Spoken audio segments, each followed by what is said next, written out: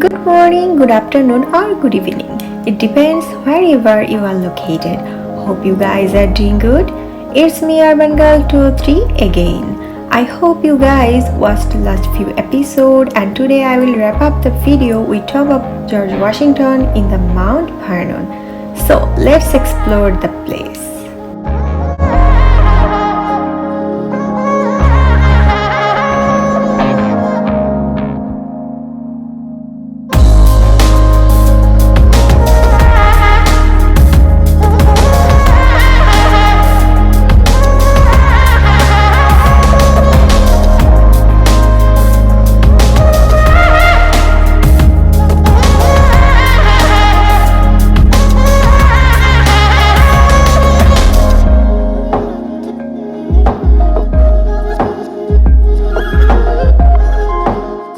During the Washington's era, it was natural that he would incorporate fishing into his plantation routine and make it part of the revenue-producing activities of the working farm, following the lead of his father and half-brother Lawrence.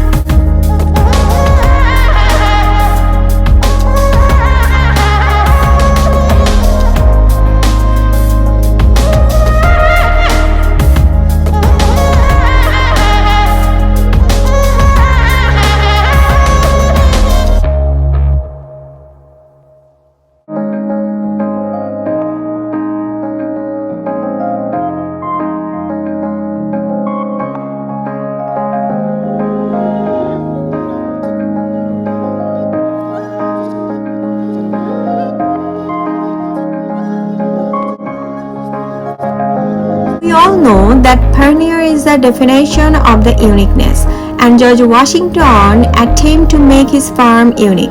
The pioneer farm built using traditional methods and reproduction of 18th century tools. George Washington devoted his life to improving agriculture in America by studying and implementing innovative farming methods.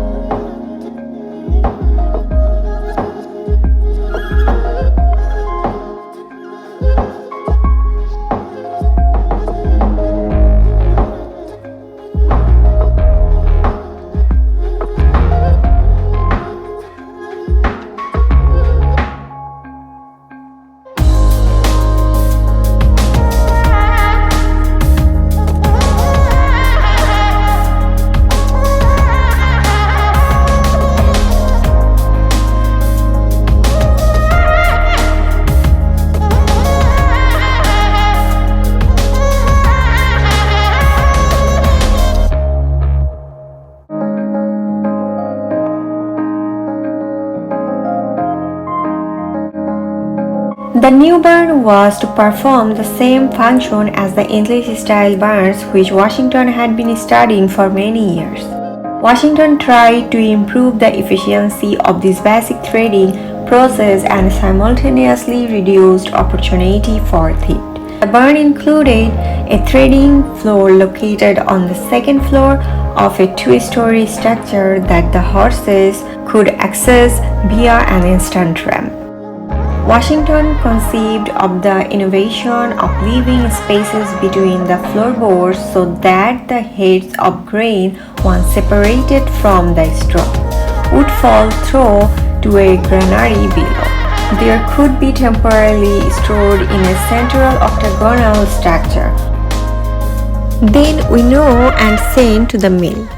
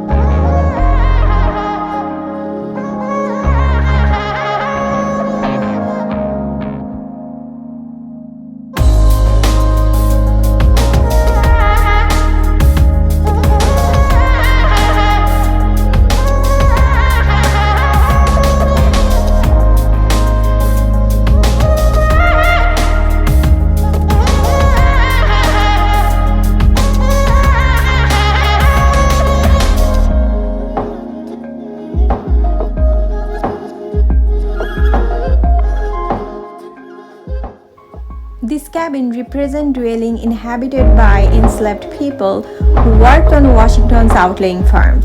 Groups of cabins were arranged opposite an overseas houses.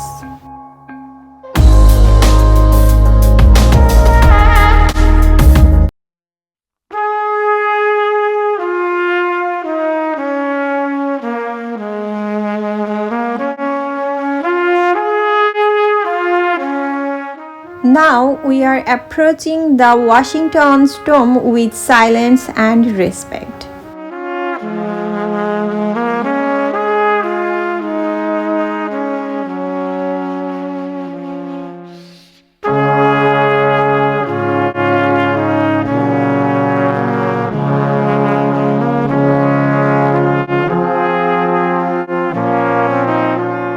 Mount Vernon welcomes visitors every day who wish to pay respect to the founding father of his country.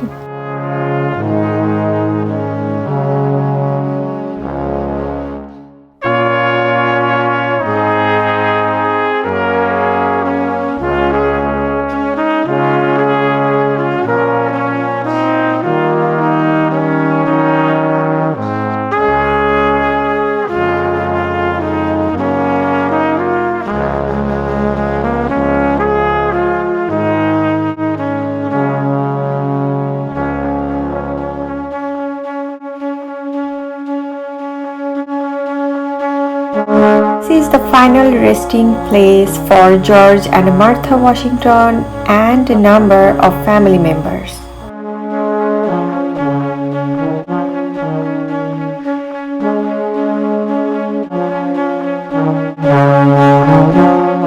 On December 18, 1799, 4 days after his death, George Washington's body was placed in the old tomb, where other family members were entombed. They remained in Old Tomb until 1831 when they moved to the New Tomb.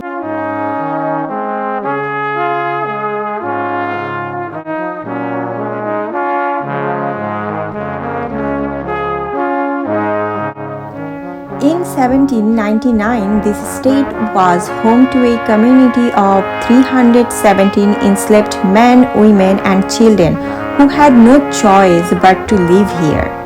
Most of these enslaved people lived and worked on the four outlying farms as agricultural laborers. About 1/4 of the population worked here on Mansion House Farm as skilled laborers, such as blacksmiths, carpenters, and seamstresses.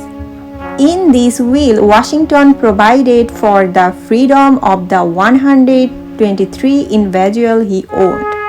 Effective upon Mrs. Washington's death, she freed them early on January 1, 1801.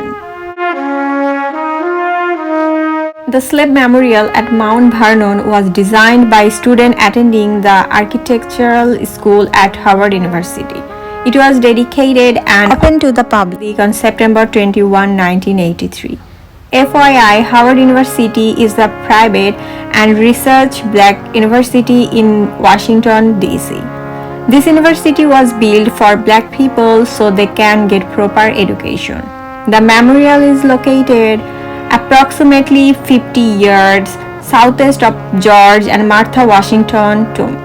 This ground was used as a cemetery for those enslaved and a few free blacks who worked at Mount Vernon in the 18th and 19th century.